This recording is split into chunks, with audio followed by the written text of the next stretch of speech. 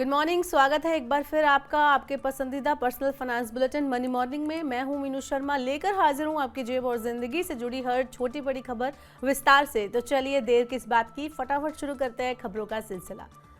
देश में फ्रॉड के मामले तेजी से बढ़ रहे हैं। ऐसे में ईपीएफओ यानी कर्मचारी भविष्य निधि संगठन ने भी अपने सदस्यों को फ्रॉड से बचाने के लिए एक नई एसओपी जारी की है। इसके मुताबिक सदस्यों के खातों के साथ फ्रॉड की आशंका होने पर फ्रीज और डी फ्रीज करने के नियमों में बदलाव किया है। अब फ्रीज किए गए खातों में सत्यापन के लिए 30 दिनों का समय दिया जाएगा। खाते में जमा राशि को सुरक्षित रखने के लिए इस अवधि को 14 दिन तक बढ़ाया जा सकेगा। वेरिफिकेशन के लिए मेंबर आईडी और यूएएन की जरूरत होगी। ईपीएफओ ने फ्रॉड की आशंका वाले खातों के लिए वेरिफिकेशन को अनिवार्य बना दिया है। ईयर एंड या नए साल पर घूमने की प्लानिंग करने वालों के लिए अब अगली खबर।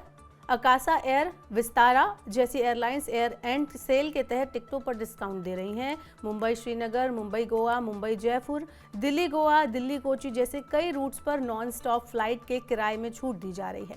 मुंबई से दिल्ली की नॉन स्टॉप फ्लाइट का किराया 31 दिसंबर तक 4700 रुपये से 5000 रुपये के बीच है।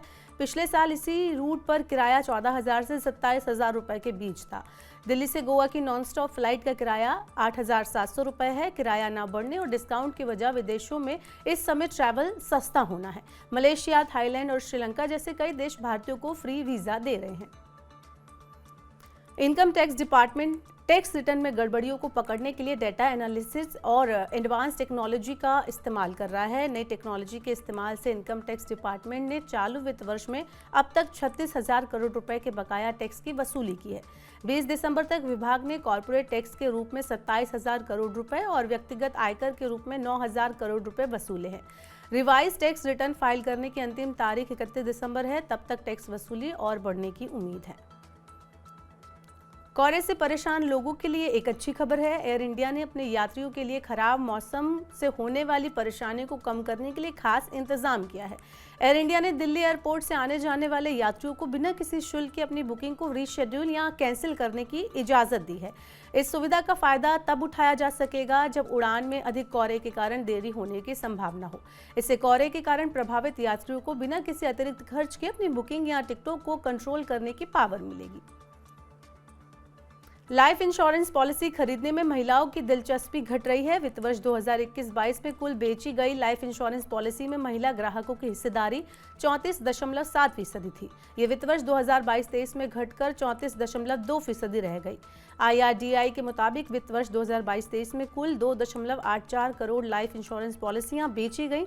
इसमें से 97.38 लाख पॉलिसी महिलाओं ने खरीदी। महिलाओं को पॉलिसी बेचने में LIC प्राइवेट बीमा कंपनियों से आगे रही। कुल बिक्री में LIC की हिस्सेदारी 35.81% रही, जबकि प्राइवेट लाइफ इंश्योरेंस कंपनियों की हिस्सेदारी 30.31% है। निवेश के लिए सोना एक महत्वपूर्ण एसेट क्लास है। हाई डिमांड की वजह से 2024 में भी सोने की कीमतों में तेजी जारी रहने की उम्मीद है। जानकारों का मानना है कि भारत में 2024 गोल्ड मार्केट के लिए बेहतर रहेगा। सही बंधु गोल्ड लोन के महक श्रीवास्तव का कहना है कि सोने की ऊंची कीमत के कारण गोल्ड लोन की मांग लगातार बढ़ रही है।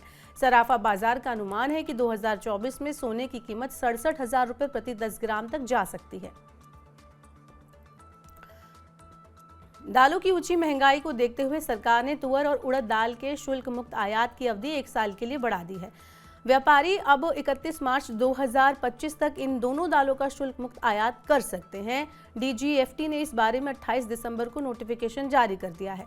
अभी तक तुअर और उड़द दाल के शुल्क मुक्त आयात की अनुमति 31 मार्च 2024 तक थी। इससे पहले सरकार ने मसूर दाल के शुल्क मुक्त आयात की तारीख बढ़ाकर 31 मार्च 2025 की थी। इसके अलावा मसूर पर 10% एग्री इंफ्रा सेस से छूट को भी मार्च 2025 तक बढ़ा दिया गया है।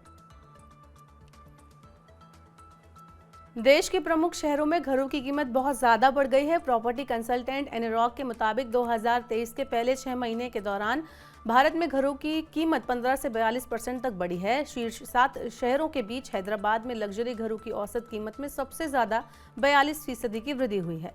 बेंगलुरु और मुंबई महानगर क्षेत्र में लग्जरी घरों की कीमत में 27% बढ़ी है और इस दौरान देश के शीर्ष 7 शहरों में मिड एंड प्रीमियम सेगमेंट के घरों की औसत कीमत में 18% की वृद्धि दर्ज की गई। इसके साथ ही अफोर्डेबल हाउसिंग की कीमत भी 15% बढ़ चुकी है। लाल सागर में आयात बाधित होने से घरेलू बाजार में बासमती चावल की कीमतों में गिरावट आई है।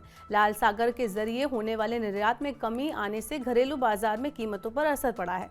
All India rice exporters association के पूर्व अध्यक्ष विजय सेतिया का कहना है कि माल भाड़ा बढ़ने के कारण खरीदार भारत से चावल नहीं खरीद रहे हैं। इस वजह से घरेलू बाजार में बासमती चावल की कीमतें गिर रही हैं। भारत सालाना 40 से 45 लाख टन बासमती चावल का निर्यात करता है। खाड़ी देश भारतीय बासमती के सबसे बड़े खरीदार हैं। नई दिल्ली नगर पालिका परिषद यानी एनडीएमसी ने वित्त वर्ष 2024-25 में प्रॉपर्टी टैक्स के रेट न बढ़ाने का फैसला लिया है। नगर पालिका परिषद को राजस्व बढ़ाने के लिए प्रॉपर्टी टैक्स वसूली पर ध्यान दिया जाएगा। टैक्स संग्रह बढ़ाने के लिए एनडीएमसी सभी प्रॉपर्टी की जियो टैगिंग करेगी। जियो टैगिंग की मदद से मोबाइल ऐप के माध्यम से टैक्स पेयर की प्रॉपर्टी की फोटो को एनडीएमसी की वेबसाइट पर अपलोड किया जाएगा। इससे प्रॉपर्टी की पहचान और उसकी ट्रैकिंग करना आसान होगा।